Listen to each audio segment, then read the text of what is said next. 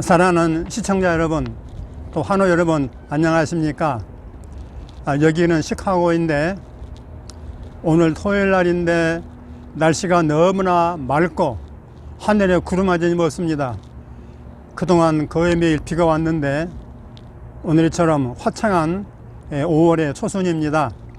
너무나 기분이 좋아서 오늘 옥상에 올라와서 이렇게 촬영하게 되니까 너무나 참 마음이 흐뭇하고 기분이 좋습니다.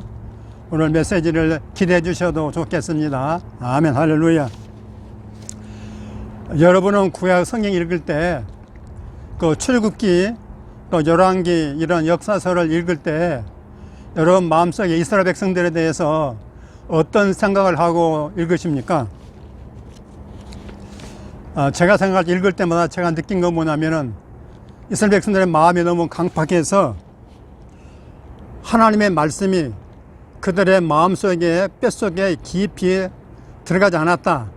그들의 마음속 깊이 하나님의 말씀이 박히지 않았다. 저는 그런 생각이 드는 것입니다. 여러분, 출애굽 사건으로부터 시작해서 얼마나 많은 하나님의 초자연적인 기적을 경험했습니까? 홍해 사건, 광야 사건, 그들은 걸음을 뗄 때마다 낮에는 구름 기둥, 밤에는 불 기둥, 이렇게 만나고 매출하기, 또 외적을 물리치고 하는 거, 너무너무 걸음걸음마다 하나님의 초전적인 기적과 능력이 함께한 거 아니겠습니까? 그런 많은 초단위 하나님의 능력과 기적을 경험했음에도 불구하고 그들은 금방 돌아서서 조금만 형편이 어렵고 불편하면은 또 하나님께 불순종하고 불평하고 원망하고 하나님을 대적했습니다. 그러니까 그들 마음속에는 하나님의 말씀이 전혀 들어가지 않았다고 볼 수 있겠습니다. 아니, 너희들이 가나안 땅에 들어가게 되면은 내가 이러이러한 축복을 주겠다. 당대뿐만 아니라 자자손손이 이 땅에서 기름진 축복을 누리게 해주겠다고 그렇게 많이 강조했음에도 불구하고 그들은 결국에는 불순종함으로 인해서 광야에서 1세대들은 다 죽었다 그랬습니다. 그리고 또 마침내 가나안 땅에 들어가서도 그렇게 가나안 족속들과 혼인하지 말고 그들 교제하지 말고 우상 숭배하지 말라고 했음에도 불구하고 그들과 통혼을 하고 우상 숭배하고 오히려 그들보다 더 지독한 우상 숭배하고 해서 결국 유다 나라가 이스라엘 나라가 멸망하기에 이르렀다고 성경은 말하고 있는 것입니다. 그러니까 그들의 마음이 강팍하기는 애굽의 바로 왕이나 선미이스라엘 백성들이나 거의 마찬가지라 그런 생각이 드는 것입니다. 도대체 왜 그럴까요? 왜 그럴까요?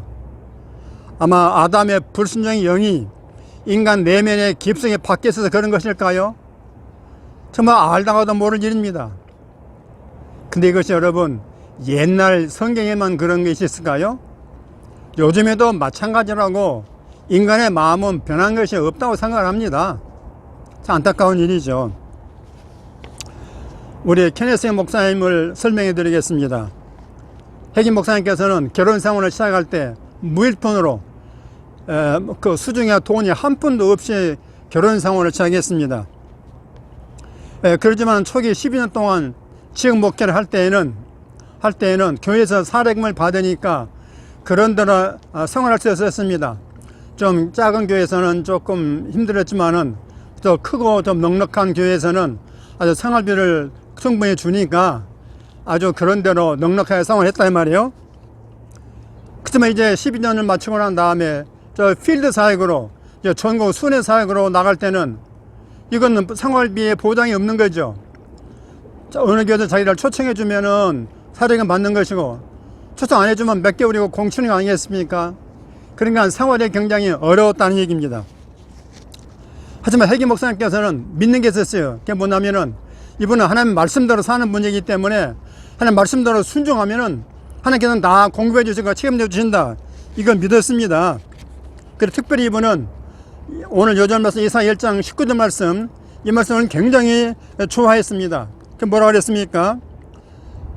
너희가 즐겨 순종하면 땅의 아름다운 소산을 먹을 것이라 했습니다. 핵임 목사님 이 말씀을 정말 붙들고 주장하면서 항상 그는 생활이 어려워도 땅의 아름다운 소산을 먹을 것을 기대하면서 그는 살았던 것입니다.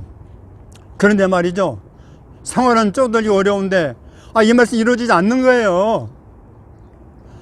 땅의 아름다운 소산을 먹게 해줘야 되는데 아름다운 소산 경제적인 윤택함이 없다 이 말입니다. 그래서 어느 날 그가 항의조로 도저히 참다가 못 견뎌 항의조로 하나님께 따져 물었습니다. 하나님, 왜 이사야 1장 19절 말씀대로 그 약속대로 이루어지지 않는 것입니까? 하고 나름대로 당당하게 따져 물었지요. 하나님의 대답은 그에게 너무나 충격이었습니다. 하나님께서 뭐라고 하셨을까요? 너는 그 말씀대로 순종하지 않았다. 그 말씀대로 순종하지 않았다는 것입니다. 너무나 청천벽력 같은 하나님의 대답을 들은 것입니다. 핵임 목사님은 아닙니다. 저는 그 말씀대로 순종을 했습니다라고 우겨댔습니다. 그때 하나님께서 야, 너 그 말씀 잘 읽어봐라. 너는 내가 순종하긴 했지만은 즐겨 순종하지는 않았다. 즐겨, 영어로 말하면 willing, 의지를 다해서 마음을 다해서 기쁘고 즐거운 마음으로 즐겨 순종하지는 않았다. 이렇게 하나님께서 지적해 주셨습니다. 그 말 듣고 생각해 보니까 그 하나님 말씀이 맞았던 것입니다. 제가 순종을 했지만은, 문자적으로 순종을 했지만은 마음을 다해서 기쁨으로, 즐거운 마음으로, willing, 마음을 다해서 기쁜 마음으로, 자발적으로 즐거운 마음으로 순종하지는 않았다는 것을 깨달았습니다. 그래서 즉시 회개했죠. 회개하고서는 그 다음부터는 이제 항상 즐겨 순종했습니다. 그냥 순종한 건 소용없어요. 그 말씀에 즐겨 순종해야만 땅에 아름다운 소산을 먹을 것이라고 했거든요. 그래서 저는 즐겨라고 하는 willing, 즐겨라는 단어를 꼭 기억하면서 즐겨 순종했습니다. 그때 하나님께서는 그 말씀대로 땅에 아름다운 소산을 먹도록 축복하셨습니다. 다시 말하면 경제적으로 윤택한 삶을 살도록 은혜를 베풀어 주셨다는 얘기입니다. 그러니까 여러분, 무슨 말입니까? 하나님 말씀을 순종을 하되 그냥 순종하는 것과 즐겨 순종하는 것과는 차이가 많다는 얘기입니다. 여러분, 이해가 되십니까? 여러분, 자녀들이 부모에게 순종할 때도 막 즐겨 순종하는 게 있고 억지로 툴툴거리면서 하는 순종이 있잖아요. 순종은 똑같을지 몰라도 순종하는 사람이나 순종을 받는 사람이나 그건 다르지 않겠습니까? 인간과 하나님이 다르게 뭐가 있겠습니까? 여러분, 기왕이면 우리가 하나님 말씀에 즐겨 순종하십시다. 여러분, 치유 고백 선포할 때도 말이죠, 이게 중요합니다.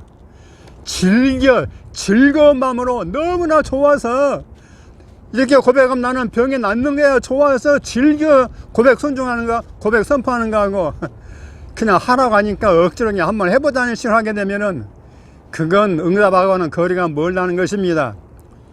여러분, 이해가 다 되셨죠? 아멘, 할렐루야. 이것만 여러분 하나 오늘 건져도 여러분은 대박입니다. 아멘입니까? 우리 하나님은 즐겨 순종하는 것을 대단히 기뻐하십니다. 여러분, 성경에 보면 헌금을 낼 때도 그냥 내는 거하고 즐겨 내는 거하고는 하나님께서 달려보십니다. 여러분, 고린도후서 9장 7절에 뭐라 했습니까? 즐겨 내는 자를 사랑한다 했습니다. 영어로 말하면 cheerful giver, cheerful, 아주 기쁜 마음으로, 야, 내가 하나님께 헌금을 드릴 수 있다니 너무나 기쁘구나. 이렇게 즐거운 마음으로 cheerful giver를 하나님 기뻐하신다고 말씀하고 있는 것입니다. 그런데 내가 헌금을 드리면서도 왜 이렇게 나 축복 못 받을까? 바로 이 구절을 생각하십시오. 내가 즐겨 순종했는가 아니면은 어쩔 수 없이 순종했는가? 잘 생각해 보십시오. 여러분, 광야에서 모세의 지도를 따라서 하나님께서 성막을 쳐나니까 이스라엘 백성들이 전부가 다 자기에게 있는 그 금은 폐물 같은 것을 여러 물건을 하나님께 드렸습니다. 그 들 때 보면 하나님께 어떤 예물을 받았습니까? 마음에 원하고 감동을 받은 자들의 물품을 헌납을 받았다 그랬습니다. 마음에 감동을 받고 마음에 원하고 감동받은 자들이 드리는 헌금을 기뻐받았다 얘기가 없는 것입니다. 그 마음에 원하고 감동받았다는 말을 쓸 때 영어로 willing, willing이라는 단어를 썼습니다. NIV에 보니까 그렇게 썼어요. 그러니까 하나님의 말씀을 기쁨으로 즐거운 마음을 다해 즐거이 순종할 때 하나님은 기뻐하신다, 그런 얘기입니다. 그 순종에 하나님께 역사하신다, 그런 얘기입니다. 다시 스미스 위글스 목사님으로 돌아가서요, 이 목사님은 우리 하나님 말씀을 건성으로 취급하지 않았습니다. 스미스 목사님의 전기를 쓴 저자는 스미스 목사님의 영적인 비밀 중에 하나를 말했는데 뭐라는가, 그분은 진정한 하나님의 말씀의 사람이다, 그는 말씀의 사람이었다고 말합니다. 우리는 웬만하면 다 말씀의 사람이라고 얘기하는데 일반 다른 어떤 위인에 가르쳐서 말씀의 사람을 하는 거하고 스미스 위글스 목사님을 가르쳐서 말씀 사람이 하는 것은 상당한 차이가 있다고 저는 생각합니다. 이분은요, 성경책 외에는 다른 책은 별 읽은 게 없어요. 그런 글을 잘 읽는 편이 못 돼서 그런지 몰라도 그는 성경책을 얼마나 중요시했는지 성경책 외에는 다른 책을 읽지 않았습니다. 그래서 에스겔 선지자가 두루마리 책을 먹었지 않습니까? 마찬가지로 위글스 목사님 역시도 하나님의 말씀을 먹어서 배워 채웠습니다. 먹어서 배에다 채워버렸어요. 그랬더니 그 말씀이 그에게 능력으로 나타났습니다. 이분은 외출할 때 반드시 주머니에 성경책을 넣지 않고는 옷을 갖춰 입었다고 생각하지 않았습니다. 그리고 틈만 나면 어디 가서든지 식당을 가거나 어디 길을 걸어가거나 어디를 가든지 틈만 나면은 성경을 읽고 묵상을 했습니다. 특별히 그분은 작은 신약 성경 가지고 다니면 읽었습니다. 왜냐하면 위글스 목사님은 구약도 중요하고 복음도 중요하지만은 특별히 신약 성경, 그중에도 서신서를 아주 많이 읽었다고 합니다. 이것이 우리가 배워야 될 중요한 부분이라고 생각합니다. 그래서 오늘은 성경 말씀과 관련된 일화 3가지를 오늘 여러분에게 소개해 드리겠습니다. 한 번은 위글스 목사님의 기도로 치유를 받은 한 여자가 너무나 감사 고마워서 이렇게도 유익한 진리를 널리 전파하고 싶다면서 무슨 전도지가 있느냐고 물어봤습니다. 전도를 요청했어요. 그러다 스미스가 다음과 같이 대답을 했습니다. 치유에 관해서 내가 알고 있는 가장 좋은 전도지는 마태복음, 마가복음, 누가복음, 요한복음입니다. 이 4복음서가 가장 좋은 치유의 전도지입니다. 거기에는 예수 그리스도의 능력과 역사심을 말하는 사건들이 아주 많습니다. 거기에 가득 차 있습니다. 그분은 어제나 오늘 영원토록 동일하십니다. 그보다 더 나은 것은 없습니다. 이렇게 답변했습니다. 무슨 말입니까? 마태, 마가, 누가, 요한 4복음서가 가장 좋은 치유 전도자라고 하는 것입니다. 여러분들의 말씀에서 개적인 깨달음을 얻으시기 바랍니다. 그래서 제가 한번 그런 강의했죠. 예수님의 치유 사례 방법 해가지고 제가 쭉 마태, 마가, 누가, 요한을 얘기하면서 그중에 마태복음에서 치유 사례만 쭉 뽑아가지고 제가 실제로 또 녹음까지 해서 여러분에게 알려드린 적이 있었습니다. 그러니까 예수님의 치유 사례가 가득 차 있는 4복음서야말로 진정한 치유의 복음의 전도자라고 말할 수 있다, 이 말씀입니다. 여러분 이 말씀에서 계신 깨달음을 얻으시고 여러분도 그렇게 하시기를 간절히 바랍니다. 또 두 번째 또 예화는 이런 얘기입니다. 한 번은 그 어떤 젊은 사람을 위해서 치유기도 해줬습니다. 그랬더니 젊은 아이가 당돌하게 이렇게 요청했습니다. 목사님, 이 치유의 근거가 되는 이 치유 말씀 그 위에 올라설 수 있는 근거가 되는 약속의 말씀을 하나 주십시오. 이렇게 치유 약속의 말씀을 달라고 목사님께 부탁했습니다. 그랬더니 위글스 목사님이 자기가 성경책을 땅에 내려놓고 그 젊은에게 말했습니다. 자, 이 성경책에 올라서십시오. 이 성경책에 올라서십시오. 그래 젊은이가 그 올라서니까 이렇게 말했습니다. 이제 당신은 위대한 약속의 터미 위에 올라서 있습니다. 그 약속을 하나하나 다 믿으십시오. 이렇게 말했습니다.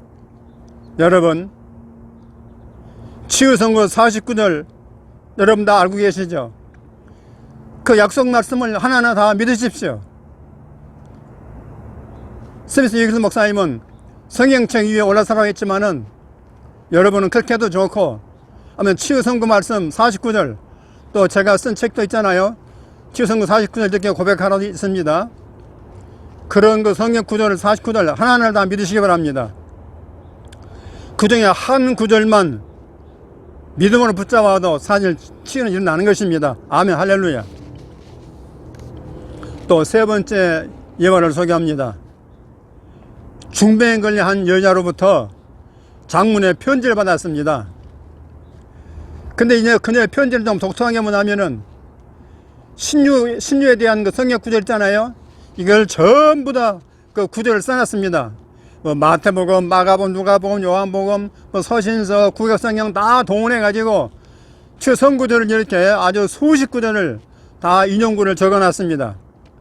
스미스가 그거 다 읽어보고 난 다음에 그 맨 밑에 하단에 이렇게 썼습니다. 당신이 쓴 편지를 그대로 다 믿으시고 손수건 마냥 그것을 당신의 몸에 적용하십시오. 그러면 당신은 나을 것입니다. 아멘. 그렇게 써서 편지를 돌려보냈더니 얼마 후에 그녀로부터 그냥 완전히 병에서 나 고침받았다는 그런 반가운 편지를 보내왔다 하는 것입니다. 얼마나 놀라운 얘기입니까? 그러니까 성경 구절을 아는 것만 중요한 게 아니라 입으로만 떠드는 게 중요한 게 아니라 그 구절을 다 믿고 고백하고 그래서 내 것으로 내 몸에 적용할 때에 우리는 낫게 된다, 그런 얘기지 않습니까? 여러분께서 그 여자처럼 할 수 있겠죠? 할 수 있을 줄로 믿습니다. 여러분 아는 치유선거 얼마나 많습니까? 그걸 이번 기회에 한번 써보십시오.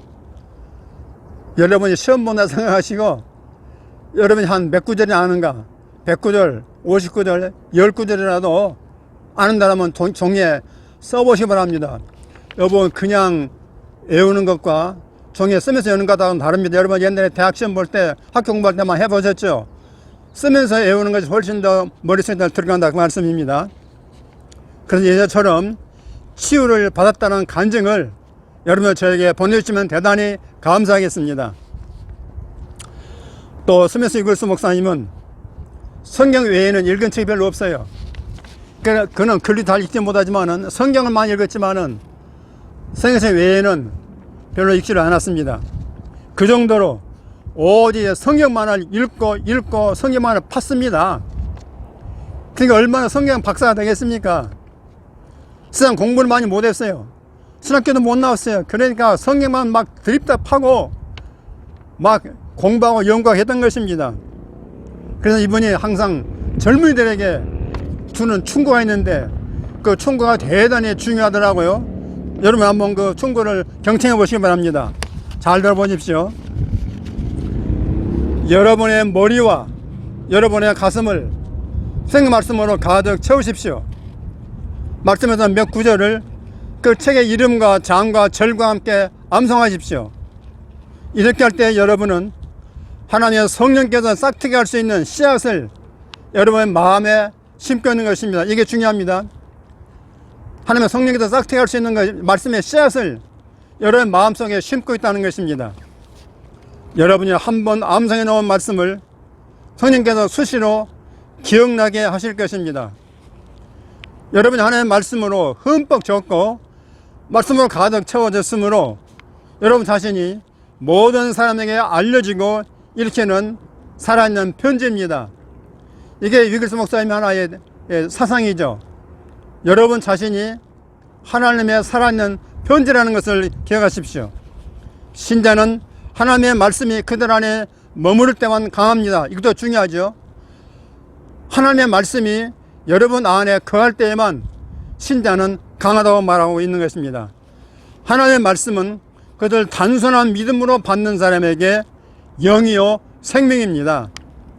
여러분의 성경책을 알고 그대로 살며 그걸 믿으며 그것에 순종하십시오.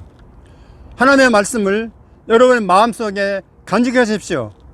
그것이 여러분의 영혼을 구원하고 여러분의 몸을 살리며 여러분의 생각을 밝혀줄 것입니다.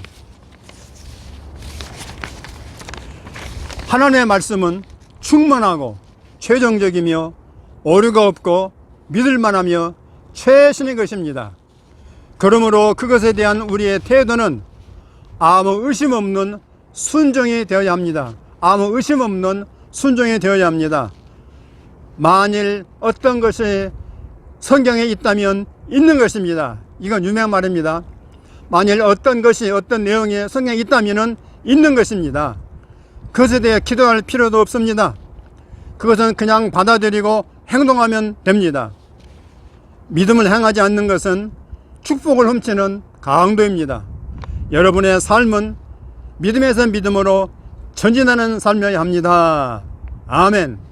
이렇게 젊은이들에게 교훈했습니다. 저는 우리의 치유를 원하는 모든 우리 시청자들 분에게도 이 말씀을 그대로 강조하고 싶습니다. 그러니까 뭡니까? 한마디로 요약하자면 스미스 목사님은 말씀이 그의 삶 속에 녹아 있었다고 볼 수 있겠습니다.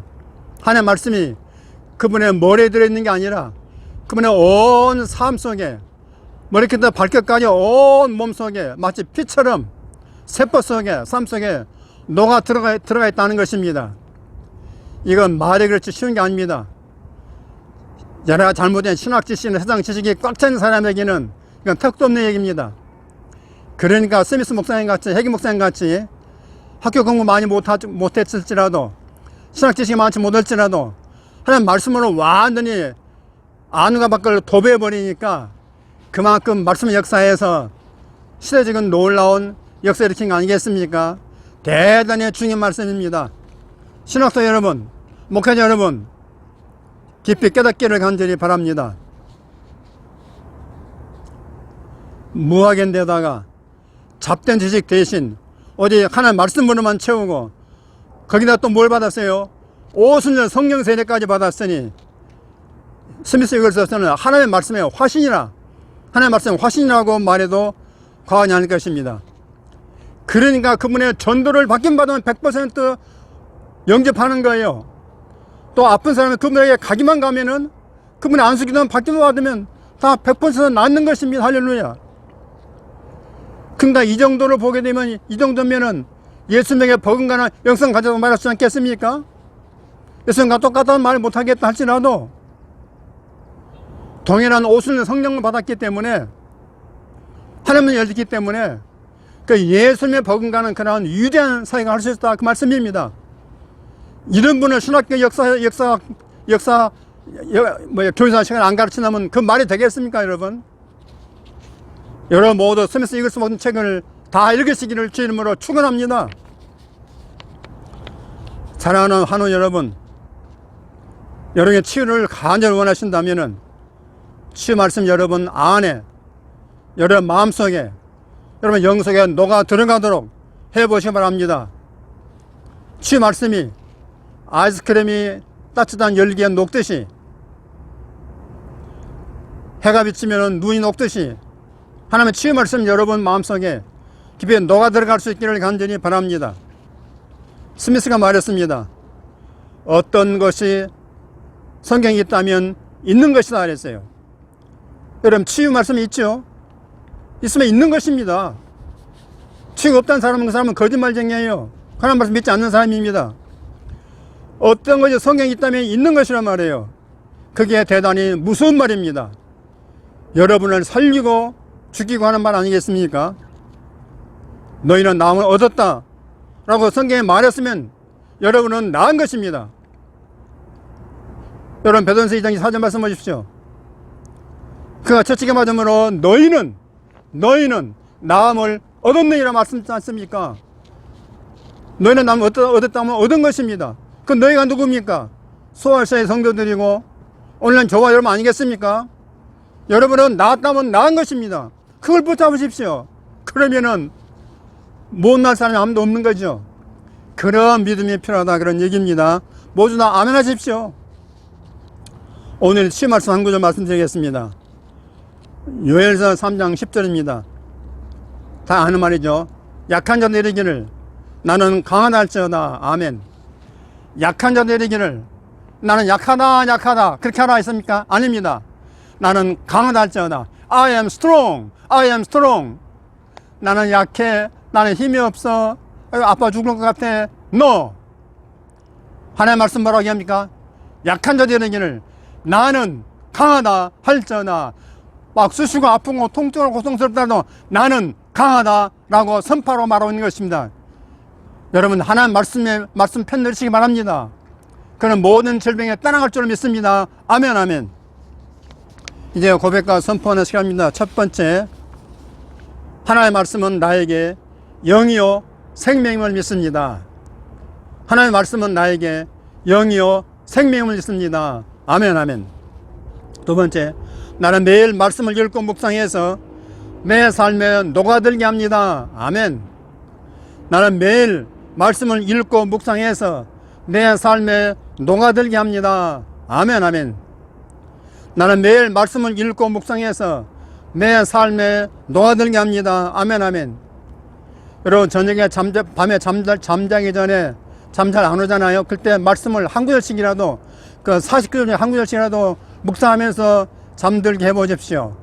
그러면 40일이면은 병 다 나을 줄 믿습니다. 세 번째, 내 영에 새겨진 말씀은 내 온몸의 치유와 건강과 생명입니다. 아멘 아멘. 내 영에 새겨진 말씀은 내 온몸의 치유와 건강과 생명입니다. 아멘 아멘. 네 번째, 예수가 채찍에 맞음으로 나는 나음을 얻었다고 믿습니다. 아멘 아멘. 예수가 채찍에 맞음으로 나는 나음을 얻었다고 믿습니다. 아멘 아멘. 다섯 번째, 내 병은 예수가 짊어지고 가셨기에 나는 나음을 받았습니다. 아멘 아멘. 내 병은 예수가 짊어지고 가셨기에 나는 나음을 받았습니다. 아멘 아멘. 할렐루야 할렐루야. 여러분 오늘 말씀 어떻게 들으셨습니까? 너무나 복되고 귀한 말씀이죠. 하나님의 말씀 여러분 영 속에 마음 속에 온 세포 속에 녹아 들어가도록 힘쓰시기를 간절히 바랍니다. 저는 이제 한 20일 후면 한국에 들어갑니다. 여러분 그동안 건강하시고 또 서울에서 뵐 수 있기를 간절히 바랍니다. 그리고 댓글과 좋아요 많이 눌러주시고 구독 버튼 눌러주시고 또 주변에게 많이 소개해 주시기를 간절히 바랍니다. 그 100년 신성한 건강 고백 선포문도 이메일 신청하시면 다 보내드리겠습니다.